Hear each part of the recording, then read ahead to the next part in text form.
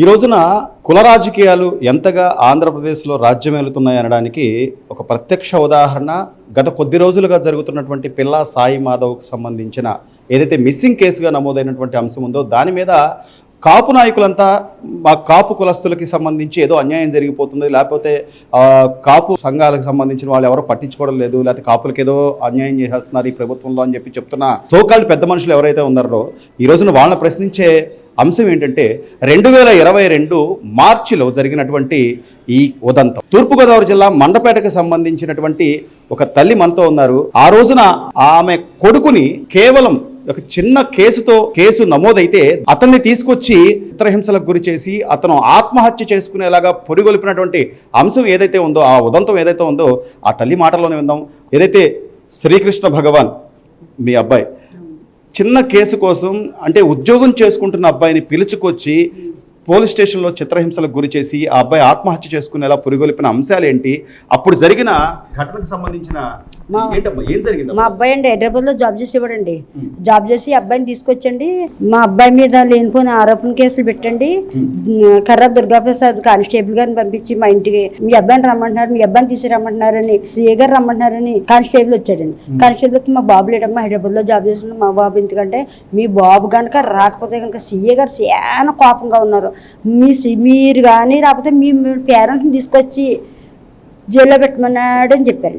మా బాబు ఒకవేళ మీలోగా మీరు ఎవరన్నా పెద్దలు వచ్చి ఎవరన్నా వచ్చి సీఏ గారిని కలవండి అని చెప్పారు. మా బాబుకి ఫోన్ చేసి ఇలాగ అంటున్నారమ్మా అని మా పెద్ద బాబు చెప్పారండి. మా పెద్ద బాబు ఏమో ఇలా చెప్పి అమ్మ ఏంటమ్మా అంటే ఇలాగ జరిగిందా, ఇలా కేసు పెట్టాడంటే అమ్మ తమ్ముడు మీద మా పెద్ద బాబుకి ఫోన్ చేశాను. మా పెద్ద బాబు మా చిన్నబాబుని అడిగితే కేసుకు సంబంధం అసలు ఏంటి, ఎవరు దీని వెనక ఉన్నది, ఎవరు, ఏం జరిగింది, ఎందుకు మీ అబ్బాయి ఉద్యోగం చేసుకునే పిల్లోడిని పిలిచి టార్చర్ చేయాల్సి వచ్చింది? ఆ రోజు అండి సత్య సోమిరెడ్డి అండి, దీని అంతటికే కారణం సత్య సోమిరెడ్డి అండి. మీ కుటుంబంతో ఏంటి ఆయనకి సంబంధం? మా కుటుంబానికి మాకేమి సంబంధం లేదండి. ఆ పిల్ల తండ్రి అండి మల్లూరు రాణి అతనే హ్యాండిల్ చేసేవాడు, ఇంట్లో ఏదొచ్చినా ఈయనే హ్యాండిల్ చేస్తాడండి. ఆ పిల్ల తల్లికి సంబంధించి తండ్రి సంబంధం ఏమి లేదండి. ఈ సత్య సోమిరెడ్డిగానే ఆయన ఉంటాడండి. ఆయన ఏది చెప్తే అదండి. ఈ సత్య సోమిరెడ్డి ఆయన మాట అంటండి మాకు వచ్చి మా బాబుని పిలిపించి నీ మీద లేనిపోని కేసులు పెడతాను, నాకు సీఏ తెలుసు, నాకు ఎస్ఐ తెలుసు, అలాగనేసి మా బాబుని కేసు పెట్టండి. ఏ కారణంతో అసలు జరిగింది ఏంటి? ఏముంది మల్లూరు రాణి నాగరాజన్ మా ఇంటి ముందు ఉండేవారండి. మా ఇంటి ముందు ఉంటే అమ్మాయి మా అబ్బాయిని ప్రేమించిందండి. కీర్తిశ్రీ అండి. మా ఇంటి ముందు అద్దెకు వచ్చారండి. లేదండి మా ఇంటికి అప్పటికి 5 నెలలు అయిందండి అద్దెకు వచ్చి. 5 నెలలు అయిందండి. మా ఇంట్లో కదా, మా ఇంటి ఎదురు మా ఇంటి ముందు దగ్గరలో మా ఇంటి ముందే అండి అద్దెకు వచ్చారండి. మా పొజిషన్ మా పిల్లల పొజిషన్ గట్టా చూసి మా పిల్లోడిని లవ్ చేశారంట. ఇందుకే త్వరగా లవ్ చేశాను కదండి. మా బాబుని దగ్గర 3 లక్షల దాకా వాడుకున్నారండి. మా బాబుకి వాళ్ళకి ఆర్థిక సాయం కానీ వాళ్ళు ఎక్కడికైనా వెళ్ళాలన్నా తీసుకెళ్ళి సినిమాలకి షికార్లకి రంపచోడవరం మారేడుమిల్లి ప్రేమించుకున్నారు, వాళ్ళు కలిసి తిరిగారు, ఖర్చులు అబ్బాయి కూడా వాళ్ళ కుటుంబానికి కూడా కొంత ఆర్థికంగా డబ్బులు కూడా ఇచ్చిన 3 లక్షలు ఇచ్చారంటే 3 లక్షలు సాయం చేశాడంటే. ఎప్పుడైతే అప్పుడప్పుడు ఇచ్చి 3 లక్షలు ఇచ్చాడంటే. ఓ ఫోన్ కొనిచ్చానమ్మా, సైకిల్ కొన్నాను, బండి కొన్నాను, వాళ్ళ ఇంట్లో ఏది వచ్చినా నేనే చూసుకునేదాన్ని, అలాగనే నమ్మించి నన్ను మోసం చేశారు. ఈ ఆలయం నా మీద లేనిపోని కేసు పెట్టాడని బాబు అదే చెప్పాడు. ఈ వ్యవహారంలోకి అసలు సోమిరెడ్డి ఎందుకు వచ్చాడు? సోమిరెడ్డిని ఎవరు ఇన్వాల్వ్ చేశారు? ఇది మల్లూరు రాణి అండి. మల్లూరు రాణి ఇన్వాల్వ్ చేసండి. మాకొద్దు మేము అంటే మా బాబుని తప్పించేస్తాను. మా బాబు ఏమో సిన్సియర్గా ప్రేమించి మేము ఇద్దరం ప్రేమించుకున్నామా, మమ్మల్ని ఎడదీస్తా చూస్తున్నారు, నేను వద్దంటానికి. అలాగని మల్లూరు రాణి నాగరాజు సత్య సోమిరెడ్డి ఆడిన నాటకం అండి. సత్య సోమిరెడ్డి కొంచెం మరి బ్యాక్గ్రౌండ్ ఏంటంటే కొంచెం అధికార పొజిషన్లో ఉన్నాడండి. తనకంటే అండి రామచంద్రపురం డిఎస్పీ రామచంద్రారెడ్డి గారు తెలుసంటండి. ఈ రామచంద్రారెడ్డి గారు ఈ కర్ర దుర్గాప్రసాద్ని ఫోన్ చేసి మా ఊళ్ళో వస్తున్నారు, నువ్వు ఆ పిల్లోడిని ఎలాగైతేనే చిత్రహింసలు చేసి ఆ పిల్లోడికి ఏదోలాగా భయపాంతులకు గురి చేసి ఏదోలాగా మాకు లొంగట్లేదని చెప్పారంటండి. మేము ఎలా చెప్పినా లొంగట్లేదాడు, నువ్వు ఎలాగ ఏం చేస్తావు, నీ ఇష్టం వచ్చినట్టు నీ యాంగిల్లో పిలుచుకొచ్చారు. పోలీస్ స్టేషన్కి వచ్చిన తర్వాత మీ అబ్బాయి మీద ఏం కేసు పెట్టామని చెప్పారు, లేకపోతే ఏం కేసు పెట్టలేదండి, ఏం పెట్టలేదండి. మా మా పెద్దల ద్వారా పంపించండి. మా ఆయన గారు, మా తమ్ముడు, మాకు తెలిసిన పెద్దల ద్వారా పంపిస్తండి. మా బాబుకి ఏ మీద ఆ కేసు పెట్టాము, ఈ కేసు పెట్టాను, ఏమి కేసు ఎఫ్ఐఆర్ ఏమి రాయలేదండి. ఎఫ్ఐఆర్ రాయకుండా మా బాబుని తీసుకెళ్ళి పెద్దలు తీసుకెళ్తే నువ్వేనా పేగ శ్రీకృష్ణ బాబు అంటే నువ్వేనా అంటే లేదండి అని పెద్దలు చెప్తే మీరు చెప్పగలదు, మీరు పిల్లలు ముందు అర్జెంటుగా బయటికి వెళ్ళిపోండి అని అంటండి. మళ్ళీ వాళ్ళు వైఎస్ఆర్సీబీకి నాయకులే అండి, వార్డు ఇన్ఛార్జి గారి చేత పంపించారండి. అయినా కానీ వాళ్ళు బయటికి పంపానంటండి. వాళ్ళ మాట వినకుండా మా బాబుని రూమ్లో తీసుకెళ్ళంటండి, వాడి ఇష్టం సెల్లో పెట్టండి. 18 దెబ్బలు ఇంకా కదలకుండా లాఠీతోటి ఇష్టం వచ్చినట్టు ఇంకా ఎలా కొట్టాడో అర్థం కాలేదు. వెళ్ళదండి పచ్చి బూతులు తిడుతూ దుర్భాషలాడుతూ నువ్వు బతుకుండి వేస్ట్ అని, నువ్వు సత్తే నీకు నువ్వు ఉపయోగం ఏంటరా, నువ్వు ఎదరోళ్ళు ఇబ్బంది పెడతావా అంటే ఏమండి మేమిద్దరం సోమిరెడ్డి అని అతని ప్రోద్బలం అతను చెప్పడం వల్ల సోమిరెడ్డి ఆ రోజున ఈ సోకాళ్ళు కాపు నాయకులు అంటే మీకు సంబంధించిన నాయకులు ఎవరు చెప్పామండి. కాపు నాయకులకి చెప్తే మాది అంత వెన్వాల్ చేయలేదండి. చెప్పడం పెద్ద నాయకుల దగ్గరికి వెళ్ళి మన కాపు నాయకుల దగ్గరికి ఫస్ట్ వెళ్ళామండి. మేము జిన్నూరు సాయిబాబు గారి దగ్గరికి వెళ్ళానండి. ఇలాగా పిల్లోడు వైసీపీ జిన్నూరు సాయిబాబు గారి దగ్గరికి వెళ్తే అంత అవగాహన తీసుకోలేదండి. తీసుకోకపోతే మేము ఇంకేదో అవుతుందని పిల్లల్ని రప్పించుకొని పోలీస్ స్టేషన్కి పంపిస్తే పెద్దల ద్వారా పంపిస్తే ఇంకా పెద్దల ద్వారా మీరు చెప్పితే బయట పంపిస్తే పిల్లల్ని ఎట్టవచ్చినట్టు కొట్టండి. ఇంకా అవమానం తట్టుకోలేనంత తిట్టండి. మళ్ళీ మా పిల్లల్ని వదిలేసి మీరు సాయంత్రం రండి, మధ్యాహ్నం భోజనం తెచ్చి ఇవ్వండి ఫోన్ చేశారండి. భోజనం తెచ్చి ఇవ్వమని ఫోన్ చేశారండి. బాబుకి భోజనం అంటే పాపం ఏంటి బాబు బయట ఉన్నారండి.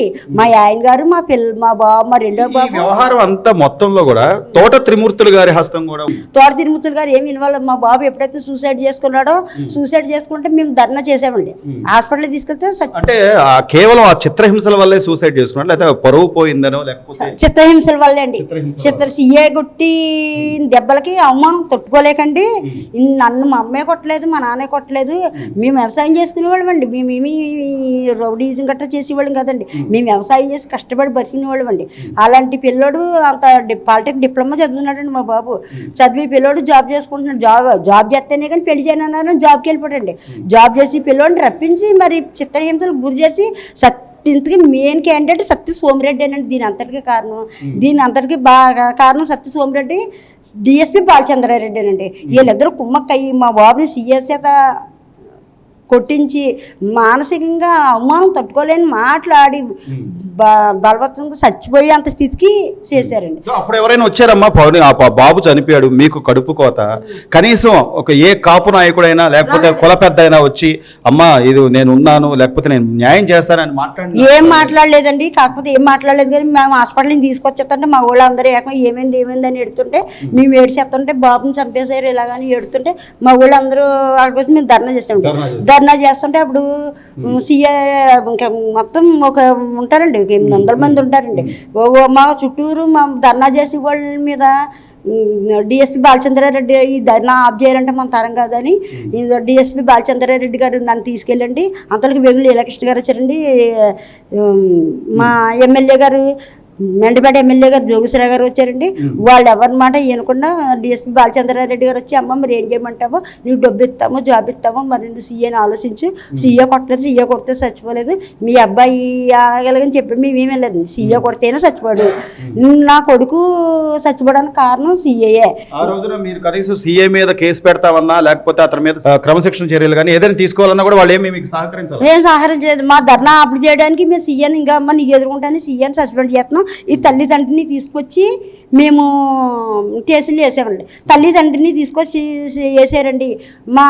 అదే సీఏ సస్పెండ్ చేశారు. మరి సత్య సోమిరెడ్డి ఏమి వేయడాను నన్ను. సత్య సోమిరెడ్డి లేడమ్మా, కొంచెం దూరంగా ఉన్నాడు. అలాగని బాలచంద్రారెడ్డి కవర్ చేసేసండి. ఇంట్లో ఉన్న మనిషిని అరెస్ట్ చేయకుండా యాంటిక్ బెయిల్ తెచ్చుకునేదాకా లేని పరారులో ఉన్నాడని మమ్మల్ని మబ్బి చేసి చేసి దీని అంతటికి మూల కారణం తోట తిరుమతులు గారండి. అయ్యో మా తోటి పిల్లోడు పోయాడు, మా పిల్లోడు ఏమి రౌడీజం కాదండి, మా పిల్లోడు గుడ్ పర్సన్ అండి, మేము బంగారులాగా చదివించుకుని వ్యవసాయం చేసుకుని మా పిల్లలు చదువుకుని గుడ్డుగా ఉండి పిల్లోడిని తీసుకొచ్చి ఇలా చేశారు అని ఆ రోజు ఇంత కృతజ్ఞత కాదు కదా. కనీసం అమ్మ నీకు నేను భరోసాగా ఉన్నాను, ఏమైందని అనకుండా తను రెండుసార్లు నా ఇంటి చుట్టూ పెట్టి అలా గొప్పుకోమని ఇలా గొప్పుకోమని కేసు ఇస్తాను, జాబ్ ఇస్తాను, డబ్బు ఇస్తాను అని గట్రా చెప్తే మాకు జాబ్ గట్రా చేసేవాళ్ళు ఎవరు లేరమ్మా, మా అంత జాబులు గట్రా మాకు అక్కలద్దు, మా బిడ్డ మాకు కావాలని మేము ఏడుతాం. మా పిల్లోడిని తీసుకెళ్ళి ధర్మాస్పట్లో తీసుకెళ్ళి అక్కడ పెట్టండి, మా ఇంటి చుట్టూ మార్చిరీలు పెట్టి మా పిల్లోడిని ఇంకా ఏమి మా పెద్దబాబు గురించి చార్జ్ చేశారండి. మా పిల్లోడిని ఈలోగా మా మాతో బేరాలు పెట్టాడండి. మరి అదేనండి.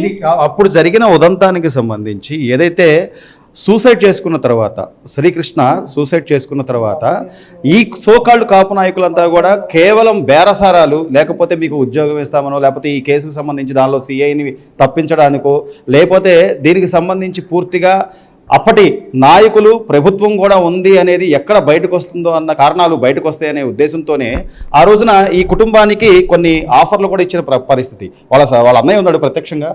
మీరు ఊరి నుంచి వచ్చిన తర్వాత వచ్చే లోపు జరిగిన ఇన్సిడెంట్ ఏంటండి?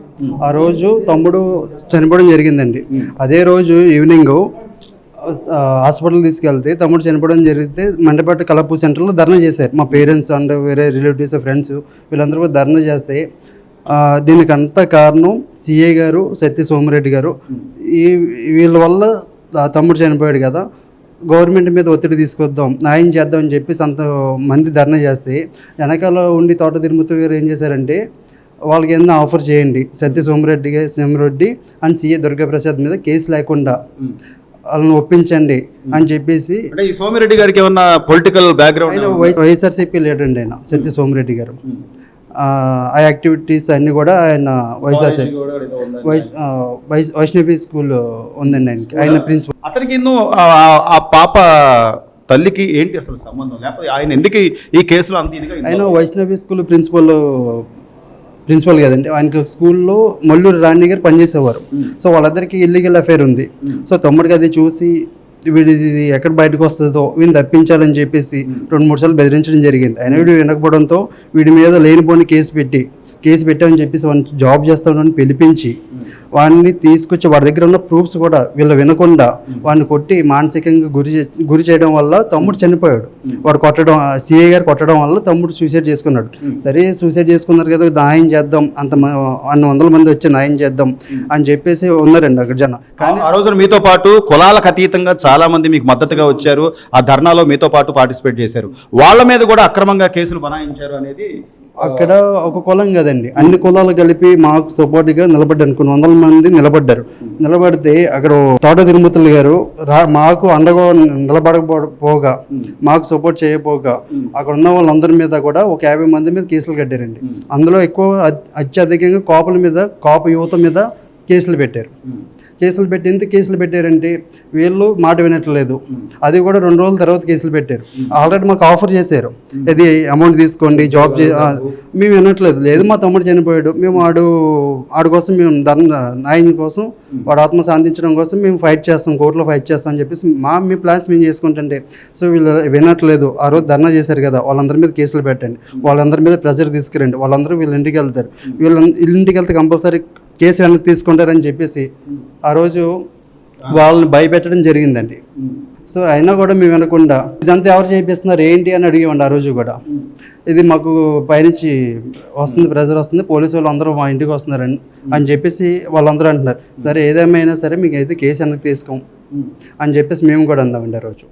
సో అంటే ఆ రోజున ఏదైతే ఎవరు పోలీస్ స్టేషన్కి పిలిచి చిత్రహింసలకు గురి చేశారో ఆ వ్యక్తి మీద మీరు యాక్షన్ తీసుకోవాల్సిందే అని చెప్పి న్యాయస్థానాన్ని కానీ లేదా పోలీసులు కానీ కోరుకుంటే అక్కడ న్యాయం జరగలేదు. కానీ మీరు హెచ్ఆర్సీకి వెళ్తే మాత్రం న్యాయం జరిగింది. ఆ రోజు ఏమైందంటే అండి, వీళ్ళు డిపార్ట్మెంట్ మాకు సహకరించట్లేదండి.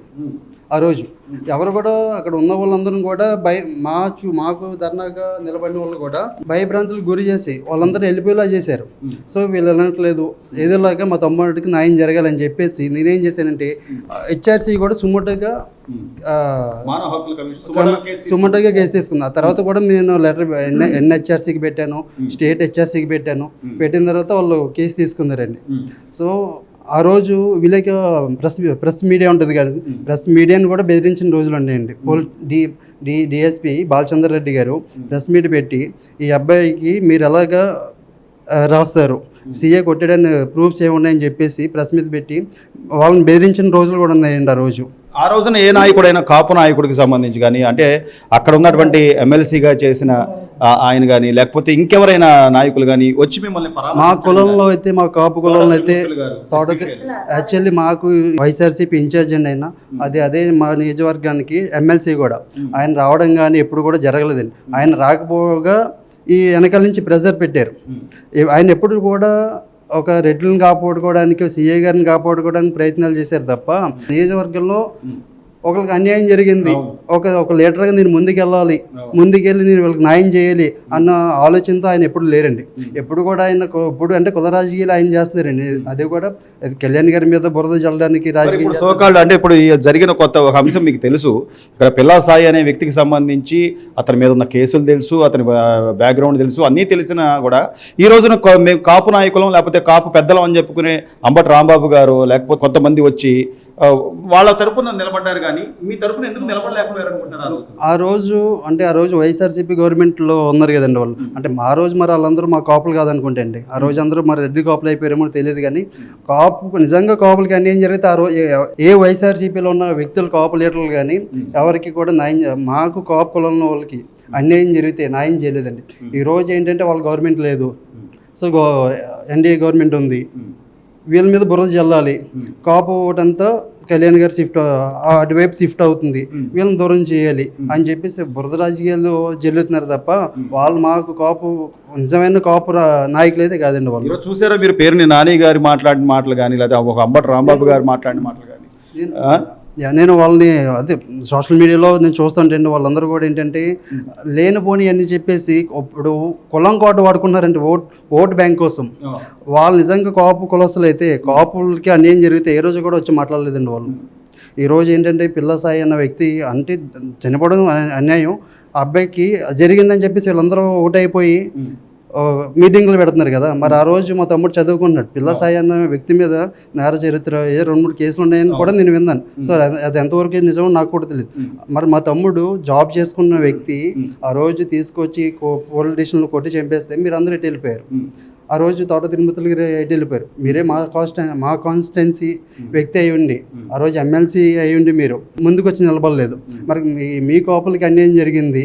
మరి బొత్స ఎవరు రాలేదండి కాపులు. ఈరోజు అంటే వాళ్ళు మేము కాపులం గింజుకున్నా తప్ప మరి ఆ రోజు అందరూ ఏమైపోయారు కాపులు. ఇప్పుడు ఇది ఈ తల్లి ప్రశ్నిస్తున్న ప్రశ్నకు కానీ లేదా ఈ తోడబుట్టిన వ్యక్తి ప్రశ్నించే ప్రశ్నలకు కానీ ఈ సోకాళ్ళు కాపు నాయకుల దగ్గర సమాధానం లేదు. కేవలం ఈ రోజున ఏదో ఒక విధంగా ఇక్కడ అల్లర్లు సృష్టించాలి, లా అండ్ ఆర్డర్ దెబ్బతీయాలనే అంశమే తప్ప పిల్లా సాయి సంబంధించినటువంటి విషయంలో జరిగిన ఘటనకు సంబంధించి పూర్తిగా ఈ రోజున ప్రభుత్వం చర్యలు తీసుకుంటుంది. దాని మీద ఒక ప్రత్యేక కమిటీ వేసింది.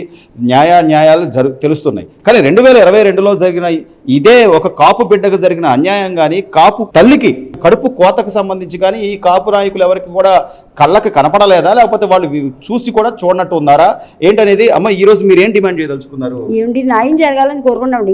ఎవరైతే కూడా కాపు నాయకుడు అయ్యండి కాపులందరూ మా తమ్ముడే మాకు కాకుండా చేసేసారండి. మీరు మా తమ్ముడే మా మాట ఆలకించలేదండి. మా తమ్ముడే మా మాట ఆలకిచ్చి ఉంటే మాకు ఇంకో రకంగా ఉండండి. మా తమ్ముడే లాగేసుకున్నారండి వాళ్ళు. మమ్మల్ని ఒంటరిగా మమ్మల్ని ఎలా అధికారం ఉంది అనేసి మా తమ్ముడు మాకు కాకుండా మా తమ్ముడు వస్తే మాకు ఎంత బలం అయిపోద్ది. అలాగే మా తమ్ముడు కూడా వాళ్ళు ఎటు తిప్పేసుకునండి మమ్మల్ని ఇటు కాకుండా చిత్రహింసలకు గురి చేసి మిమ్మల్ని ఏం చేయాలంటే అలా చేస్తాను మమ్మల్ని ఏం చేయలేకండి. మా వెనకాల ఉన్న మా జనాన్ని మీద చాలా ఒత్తిడి పెట్టారండి. అంటే ఒత్తిడి పెడితే రోజుకి 2 సార్లు పంపేవారండి కానిస్టేబుల్ని. అంటే ధర్నా చేశారు, మీరు అలా చేశారు ఇలా చేశారు అనేసి చాలా ప్రెజర్ చేస్తే వాళ్ళ పాపం బాధపడేవారంటండి. బాధపడితే వెళ్ళి వాళ్ళ ఇంటి మీదకి వెళ్ళి రాళ్ళు వేయండి, వెళ్ళి వాళ్ళ అమ్మని వెళ్ళి నిలబెట్టండి, మేము మీ గురించే వచ్చామంటే నేను రమ్మన్నా. వాళ్ళు అన్నారంటే రమ్మన్నారా మమ్మ, వాళ్ళు ఏం రమ్మలేదే, వాళ్ళకి అన్యాయం జరిగింది కాబట్టి మేము అయ్యో పాపమని నుంచి చూసాం. అది మీరు కేసు పెట్టి మీరు కేసు రాశారు, వాళ్ళు రమ్మలేదు మేము వెళ్ళలేదు మా అని తోట తిరుమతి గారు బుద్ధి వచ్చేలాగంటండి జనం మాట ఇవ్వడం జరిగిందంట. కనీసం మానవ హక్కుల కమిషన్ ఆశ్రయించారు కాబట్టి ఆ సీఏని సస్పెండ్ చేయడం అయినా జరిగింది. మీకు ఇప్పటికైనా న్యాయం జరిగింది అనుకుంటారా, లేకపోతే మీకు ఏమైనా న్యాయం జరగాలని ఇప్పుడు వస్తున్న ప్రభుత్వాన్ని ఏం కోరుకోబోతున్నారు? నేను ఇప్పుడున్న గవర్నమెంట్ని ఏమన్నా అంటే సార్ మేము కోర్టులో ఫైట్ చేస్తున్నామండి. ఆ కోర్టులో ఏంటంటే 4 years నుంచి మేము వెళ్తాం, హీరింగ్ వెళ్తాం, ఎవ్రీ మంత్ అయింది. ఇప్పుడు ఏంటంటే ఆ కోర్టు మళ్ళీ అంటే ఆ రోజు గవర్నమెంట్ వాళ్ళది కాబట్టి మా సాక్ష్యాలన్నీ తారుమారు చేసి వాళ్ళకి అనుకూలంగా మార్చుకున్నారు అవన్నీ. ఈ గవర్నమెంట్ నేను ఏమడుగుతానంటే మళ్ళీ రీఇన్వెస్టిగేషన్ చేసి మా తమ్ముడి కేసు మళ్ళీ ఓపెన్ చేసి ఒకసారి మా నుంచి సాక్ష్యాలు మళ్ళీ అన్నీ తీసుకొని మళ్ళీ స్టార్ట్ చేయాలని చెప్పి మా ఎవిడెన్స్ అన్ని తీసుకొని ఈ కేసుని ముందుకు తీసుకెళ్లాలని కోరుకుంటున్నాను. న్యాయం జరగాలని కోరుకుంటున్నానండి. ఇది ఇప్పుడు ప్రస్తుతం కోరుకుంటుంది తమకు న్యాయం జరగాలి, ఈ రోజున మాకు న్యాయం జరగాలి. ఆ రోజు ఆ ప్రభుత్వంలో నేను నా బిడ్డను కోల్పోయాను, చదువుకుని ఉద్యోగం చేస్తూ అంది వచ్చిన బిడ్డని నేను కోల్పోయాను. నా బిడ్డకి ఎలాంటి నేర చరిత్ర లేదు. ఆ రోజున సోకాళ్ళు ఇప్పుడు చెప్పుకుంటున్నటువంటి కాపు నాయకులు ఎవ్వరూ కూడా మమ్మల్ని ఓదార్చలేదు, కనీసం మాకు ఒక భరోసా కూడా కల్పించలేకపోయారు. ఇప్పుడు ఆ కేసుకు సంబంధించి ఏదైతే జరిగిందో వాటిల్లో మా దగ్గర ఉన్న సాక్ష్యాలను మళ్ళీ ఇంకోసారి మీరందరూ అంటే మీరు తీసుకొని ఆ కేసు రీఇన్వెస్టిగేషన్ చేయాలని చెప్పి శ్రీకృష్ణ భగవాన్ కుటుంబ సభ్యులు కోరుకుంటున్నారు. Please subscribe to Leo News for more videos.